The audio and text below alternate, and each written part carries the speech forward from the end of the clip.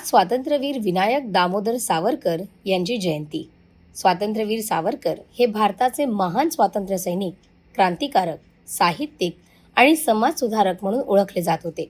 त्यांचा जन्म 28 मे 1883 रोजी महाराष्ट्रातील नाशिक जिल्ह्यातल्या भगूर येथे झाला। लहानपणापासूनच त्यांच्यात देशभक्तीची भावना प्रखर होती। त्यांनी तरुणांमध्ये स्वातंत्र्याची प्रेरणा निर्माण करण्यासाठी अभिनव भारत या क्रांतिकारक संघटनेची स्थापना केली। पुढे ते शिक्षणासाठी इंग्लंडला गेले। तिथेही त्यांनी इंग्रजांविरुद्ध क्रांतिकारक कार्य सुरू ठेवले।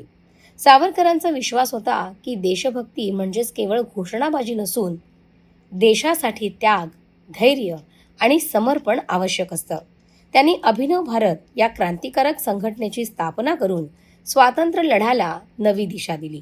त्यांच्या भाषणांमुळे आणि लेखनामुळे अनेक तरुण या स्वातंत्र्य चळवळीत सहभागी झाले। इंग्रज सरकारने त्यांना अटक करून अंदमानातील सेल्युलर जेलमध्ये कठोर शिक्षा दिली। तुरुंगात अमानुष यातना सहन करूनही त्यांनी देशप्रेम कधीच सोडलं नाही। कठीण परिस्थितीतही ते भारताच्या स्वातंत्र्याचे स्वप्न पाहत राहिले। सावरकरांनी आपल्या कविता, लेख आणि पुस्तकांमधूनही देशभक्तीचा संदेश दिला। त्यांच्या लेखनात स्वाभिमान, शौर्य आणि मातृभूमीवरील प्रेम दिसून येतं। त्यांनी समाजातील भेदभाव आणि अंधश्रद्धेविरोधातही आवाज उठवला, कारण मजबूत समाजच मजबूत राष्ट्र घडवू शकतो असा त्यांचा विश्वास होता। स्वातंत्र्यवीर सावरकरांचं जीवन आपल्याला शिकवतं की देशभक्ती म्हणजे देशासाठी प्रामाणिकपणे काम करणं आणि संकटाशी धैर्याने सामना करणं आणि राष्ट्राच्या प्रगतीसाठी योगदान देणं।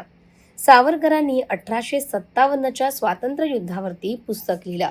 त्या पुस्तकातून त्यांनी 1857चा उठाव हा भारताचा पहिला स्वातंत्र्य संग्राम असल्याचं मांडलं।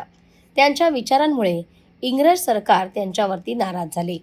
इंग्रजांनी त्यांना अटक करून अंदमानातील कुप्रसिद्ध अशा जेलमध्ये काळ्या पाण्याची शिक्षा दिली। त्या तुरुंगात त्यांना अनेक कठोर यातना सहन कराव्या लागल्या, तरीही देशभक्तीचा मार्ग त्यांनी कधीच सोडला नाही।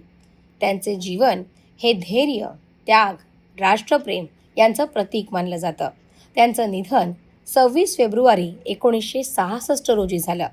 आजही स्वातंत्र्यवीर सावरकरांचं कार्य आणि विचार हे अनेकांना प्रेरणा देतात।